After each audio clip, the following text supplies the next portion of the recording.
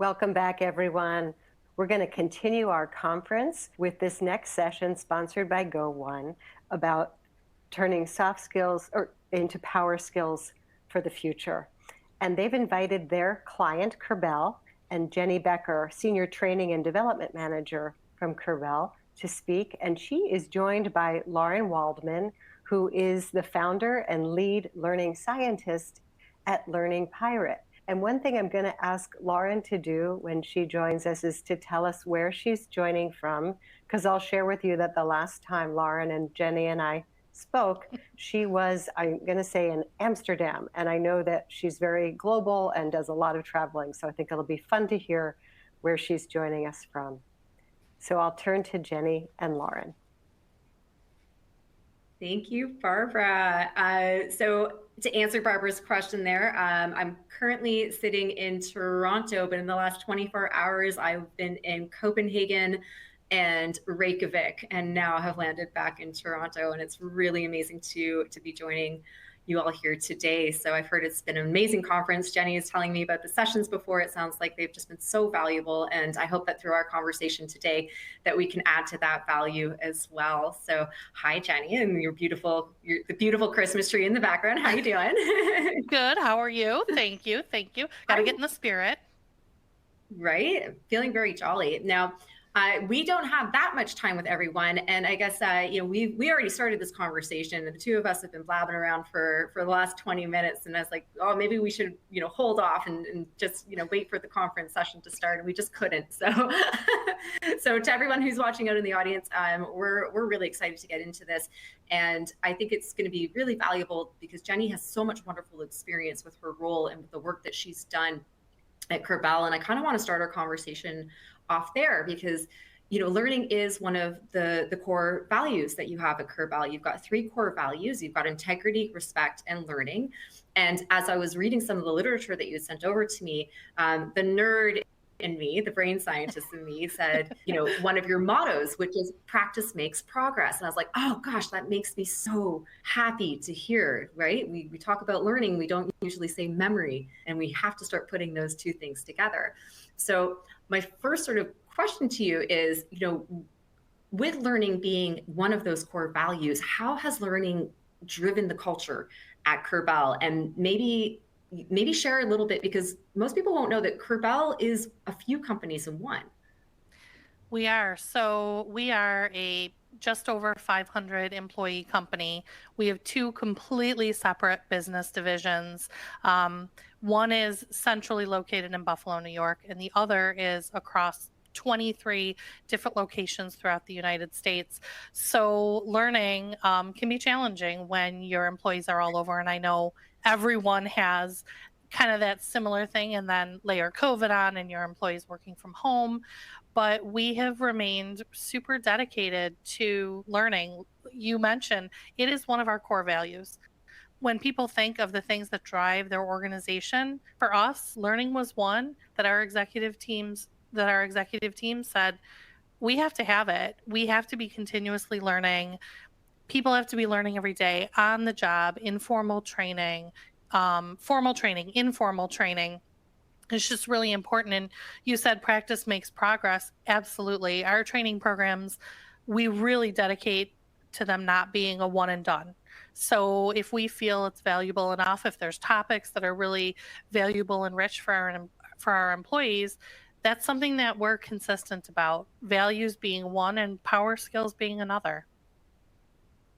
So that and that one and done, we were just having a conversation about these one and done learning and training initiatives. And before we go forward, I'm going to invite everybody who is listening with us today to, if something is being sparked, if your brain goes, ooh, I want to know something about that, or ooh, I've got a question there, go ahead and put it in the chat and capture your thoughts in the moment that it's happening. And the reason why you don't want to let that go is because your working memory is incredibly limited, and you're only going to have between 15 and 30 seconds to capture that exact thought that you were having. So anything that you want to ask myself or Jeni, please go throw that in the chat, but don't miss that opportunity that your brain is giving you. So that being said, I think what's really cool about what you sent over to me, Jeni, was you have some pretty powerful programs two in particular that you developed, and it was during the pandemic, I believe, that you did it as well. So kudos to you and to the team. But I wanted to sort of go into those programs because they were built first for the entire organization, and I think something that's very unique, and what we want to see more of in the L&D world is that you're not under HR. You are your own entity. Is that correct? That's correct, yeah?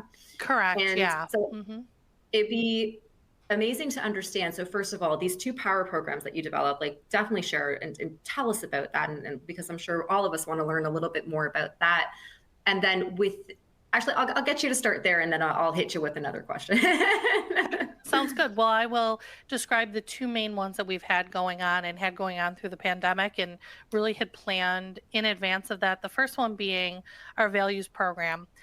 Our values program was really designed to go way beyond having banners and flags in the office. So our core values are something that our employees need to live. They're something that they need to use as they're performing their job. It's something that we feel super strong about, so strong that values are 50% of all of our employees' performance score at the end of the year. I mean, real dedication. And we really want to make sure that employees know and understand that. It's a part of recruiting. It's a part of, it's a part of performance. So that's one program, and we can get into any details you'd like. The second program really was built around, power skills. And I say that in quotes because we're really driving off of the whole theme of people upskilling and reskilling and looking at skills that folks need to have for 2025 and beyond, with automation, with more technology. So what we did is we created company-wide programs that would really be accessible for every employee, from someone on their manufacturing floor to someone in the executive leadership, on the executive leadership team. So we've created these programs that are served up for our employees. They don't have to figure out where to get the training or how to access the training or how to get involved in instructor-led versus doing some self-paced online. So we really wanted to make it, make these great programs where people could participate at the level that really suited them, or after discussions with their manager, maybe helped out with a development plan or something like that. So those are the 2 main programs that we've really dedicated to, and these programs run year long. They're not one and done. They're going to continue to live. The content will continue to live. Instructor-led training, having great presenters from around the organization. Those are all things that we've dedicated to keeping really intact for the employees. And considering that these were sort of developed during a shift in all the world, and in a shift in working, a shift in behavior and mentality, did that change any of the tools and the resources that you had to sort of implement?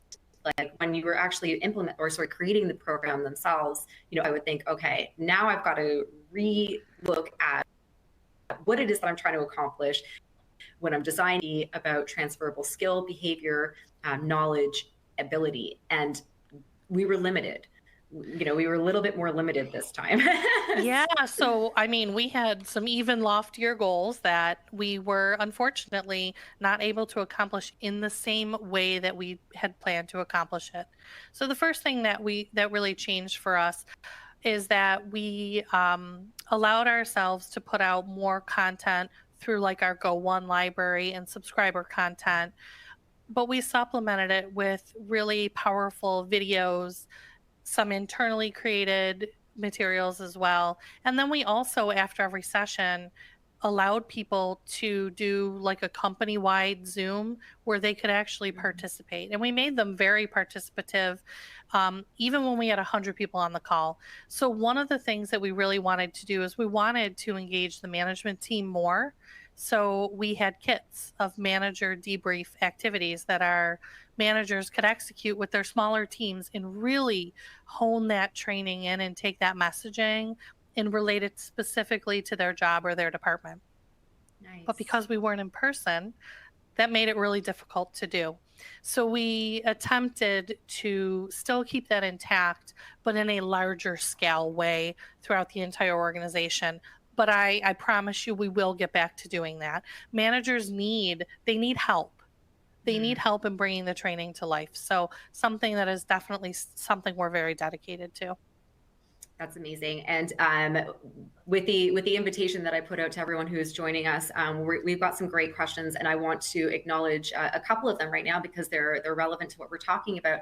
Tom was asking, could you speak more about the Power Skills program and why you chose the skills you chose? That's an excellent question, Tom. Oh, that actually is a great question. So what we did was we actually have been, in training and development, we have been following the Association for Talent Development, World Economic Forum. We've been watching all the macro trends on skills. But then we walked it back to our own organization and our own business goals and determined what made sense for us. And really what we're focusing on is emotional intelligence that sets everything up. Communication, collaboration, creativity and innovation, and influence and persuasion. So for our business, those were the right 5 skills. And again, whether you're on the shop floor or whether you're an executive, those are all skills that are incredibly important to everybody. Yeah, and it's interesting because it just is. Yeah, Tom had asked that, and then Nancy was like, "Can you tell us what was going on in this skills program?" So that's amazing. Yeah, that's amazing. And I think even in the work that I'm doing across all the organizations, we are seeing a lot more of what we're calling in Go One. With the Go One work that I'm doing is the humanized workplace, and it's I in a session that I was in the other week, I asked everyone, just stopped and was like, does it strike anybody else as curious that we're teaching human skills now? That we're putting the focus in on that now. But they're needed. And I think that in the time that we've had in this last couple of years, that layer of human complexity has slowly started to unravel, and we're learning so much more about one another, not only as professionals and learners, but as the fundamental humans that we are. So I think that what you just said, Jeni, yes, you 100% need to align the skills and the abilities to what the organization needs, but we all could use those overarching ones that allow us to work more. And I would just say that emotional intelligence is not something that everybody had a good handle on what that meant. And starting with that in some really powerful videos that we shared with the folks around the organization, people they really stopped and really thought about it and thought about the engagement that they have, not only with others in the organization, but so much of our training, people tell us, I took that home. I use that on my kids. I talked to my husband about that. So it's great to see that people are taking the messaging and they're really being able to apply it in real world situations. And personally and professionally is fantastic to hear. And I can't echo that enough. And and it's something very, I'm just gonna drop a little bit of science on people right now, just because of the topic that we're on. When it comes to emotional intelligence, which I'm very happy you just acknowledged, first of all, all the time, it's different for everybody. It's different for everybody, the way that we approach that and the way that we're going to learn about that, because your brains hold experiences and memories that only you have. And those can be triggered in any multitude of ways. So when we talk about emotions, and this is something that I speak on quite often, is when you understand what an emotion is versus what a feeling is. And most people define them intertwined, but they're actually not. So your emotions are neurochemistry. They're cocktails. They're chemical cocktails just blasting off in your brain. Those are emotions. What you experience as a conscious experience, whether that's that giggle that you just had, or the nervous flutter, or the anger, that's feeling. It's the conscious and tangible reaction to a chemical emotion happening in your brain. And even knowing that is when I learned that, I was like, oh my gosh, I'm angry because there's a Manhattan of cocktail stuff going on up there. It changes the way that we actually look at each other as operational human beings, and then we can learn more about all the things that you were saying. So that's absolutely amazing. There's more. I was just going to say, I will say that one of the things that we did that seemed to really help is before we launched our programs, we reach out to employees in a variety of roles to ask them what they needed. to ask them what they needed to do their job better, to ask them for real examples that happen in business. And we were able to relate that. So as we did smaller, 20-person cohorts that were over Zoom, but I'll call it instructor-led in-person training. It was great to be able to take what our employees were saying that they needed and actually apply the learning, not just dish it out, but actually ask them to apply it, come up with personal development plans as a result of having had the training, and check in with us and their managers to say how they were doing. So what's interesting is along the line of this conversation as well, we've got two other questions that have come in. Kevin, I'm acknowledging your question, but I'm going to get it to a little bit later because Gus had an interesting question, which was how does Curbell balance the types of groups and their needs? Sales, manager, finance, ops, execs, all the things. That was, in a program of that scale as well. That's a fantastic question. It's not easy. We really took it back to say, from the organization, what are the fundamentals that everybody has to have?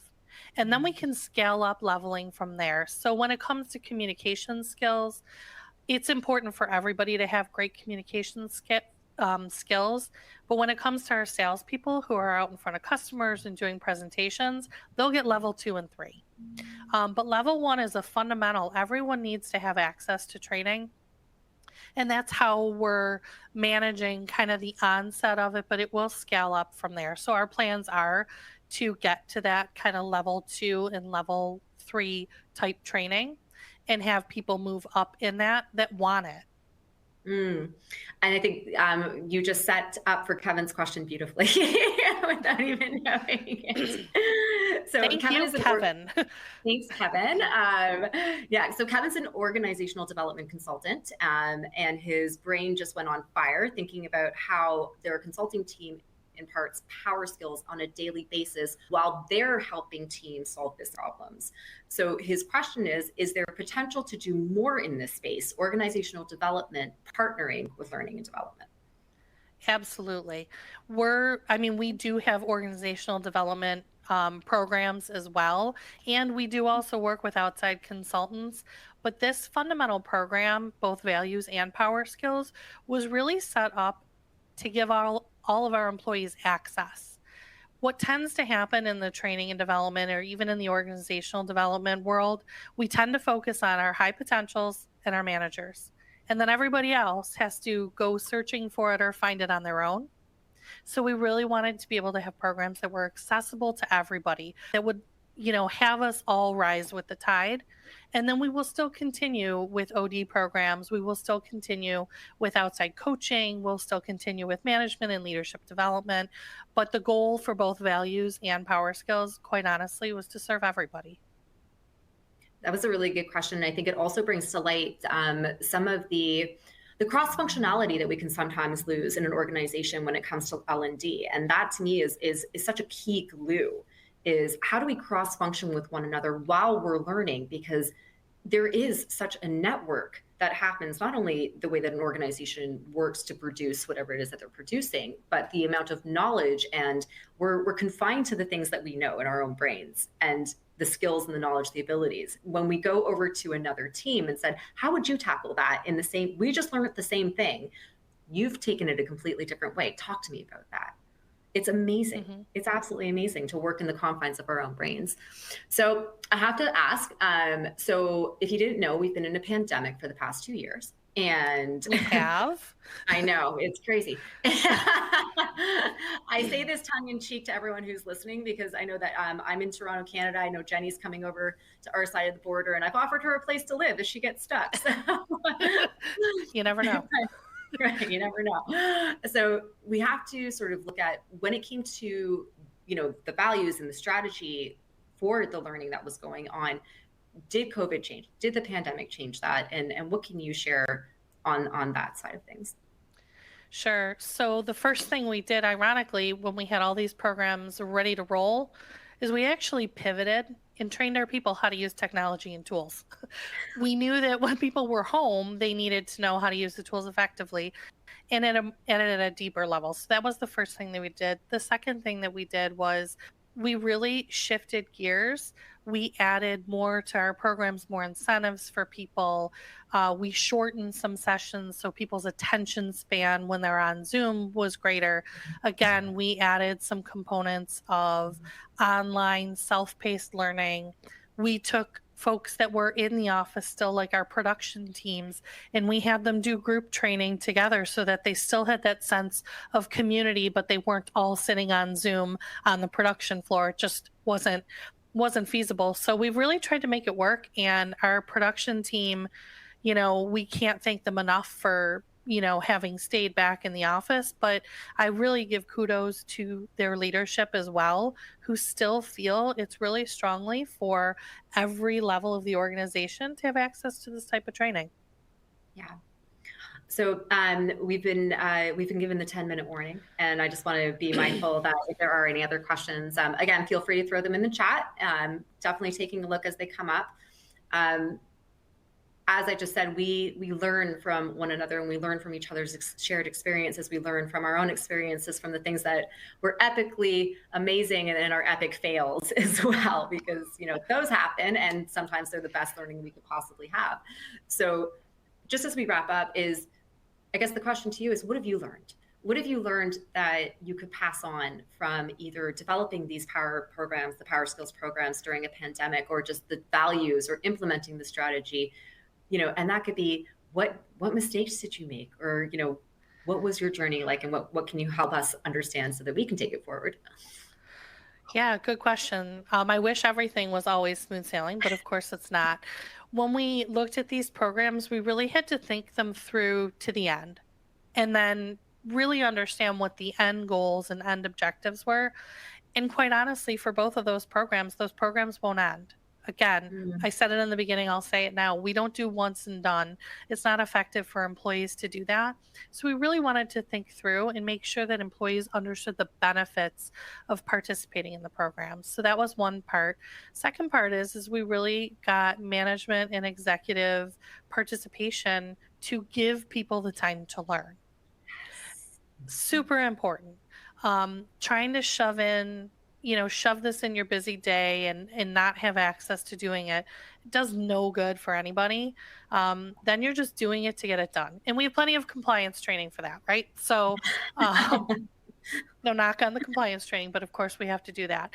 But the skills that they're learning, the things that they're taking away from the constant or continuous repetition of why our values mean what they do to us and how they can apply them and how they can apply power skills, again, that changes people personally and professionally, and it changes the performance of the organization.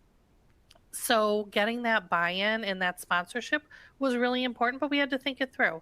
We had to do some things like have some incentive programs and free t-shirts and pizza lunches. And, we're a small organization, so we have to budget and use our dollars wisely, but we were able to do it.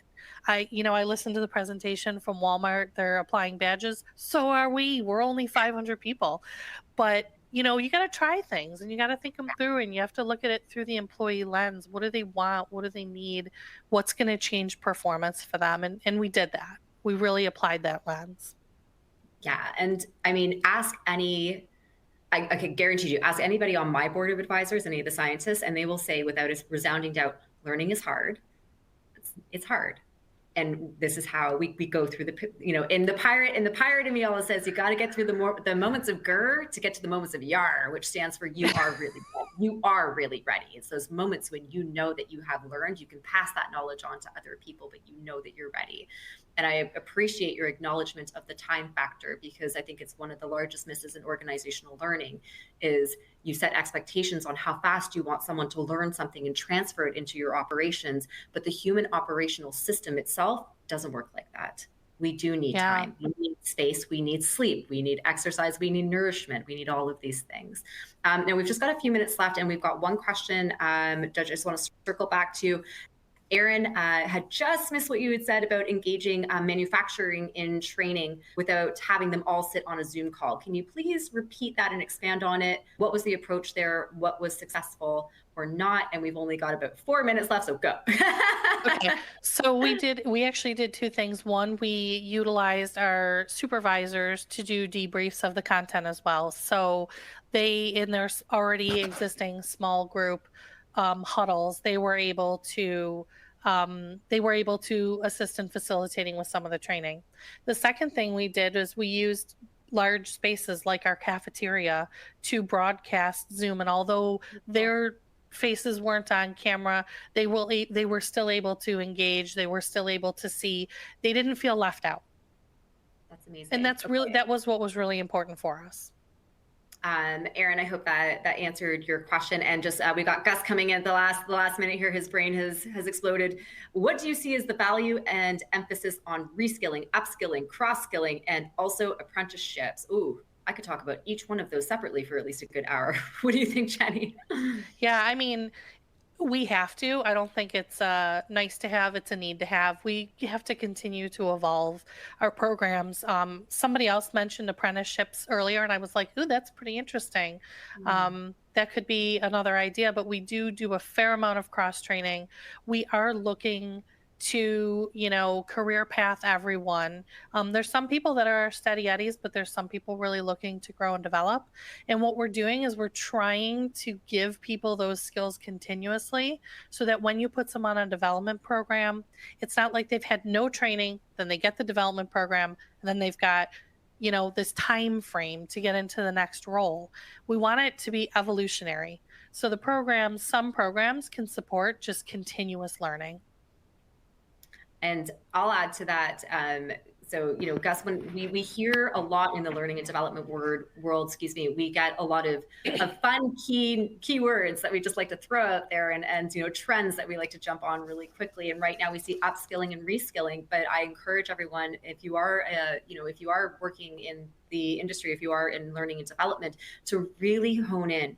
Okay, when you're thinking about reskilling, when you're thinking about upskilling, any of that is be strategic, be intentional, right? And always, always, always think, what are the transferable skills? What are the transferable behaviors, the abilities, and the knowledge? Because that, my friends, is what we need to be focusing on. I am 100%, a million% biased in what I'm about to say. And Jeni and I were talking about this before, but you want someone to have the empowerment as a learner to learn. That's where we need to start. Let's teach people how to learn. Let's teach them about beautiful operational systems in their brain so that they can support all of the power skill programs and all of the amazing work that Jeni and Curbel and all the employees there are doing. So thank you for this conversation, Jeni. Thank you. Jeni, Lauren, thank you so much. Jeni, I feel like one of the things we've learned from you is that even small companies can do big things. And Lauren, I love the way that you practice. You put your neuroscience knowledge into practice, taking questions as they come in rather than holding them to the end. And you've had such a dynamic conversation. Thank you both.